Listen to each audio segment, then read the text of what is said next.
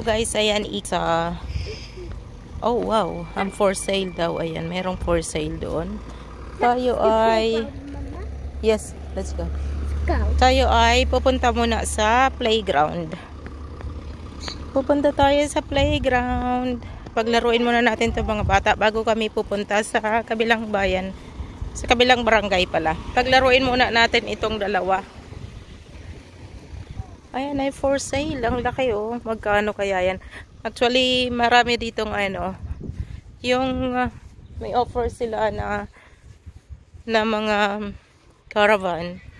Kung magkano. Pero nakalagay doon sa nakita namin is tag 22,000. So, depende siguro kung gaano kalaki yung bahay. Yung caravan. Ayan.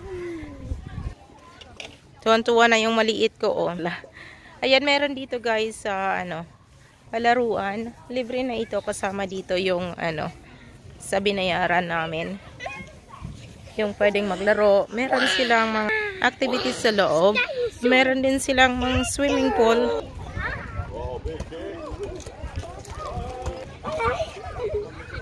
Slowly, darling.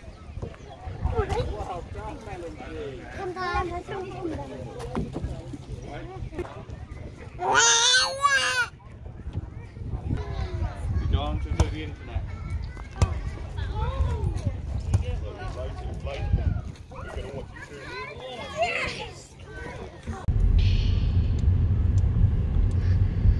Hello guys, ayan punta tayo sa hanap tayo ng tindahan para makabili ng ating tuwalya kasi yung baon na tuwalya kasi hindi namin alam na hindi siya provided sa loob ng caravan. Hindi siya kasama sa sa kontrata. Kaya kailangan namin maghanap ng tuwalya. Ayan, marami ditong for sale. Is this one? Ang daming for sale dito. Maganda siyang maganda siguro siyang maging negosyo. 8 minutes drive lang to galing doon sa tinitigilan namin. Ayan, meron na tayong mabibilhan ng pagkain at kung anong kailangan. Guys, maganda yung araw. Dito tayo sa Great Yarmouth. So, tingnan natin ang beaches nila dito kung maganda. Dahil sikat ito dito eh. Punta tayo sa dagat. It's like, hanap tayo ng mapaparkingan natin guys. Yung medyo malapit para hindi na masyadong malayo ang lalakarin itong mga chikiting. Ayan, ang dalawa.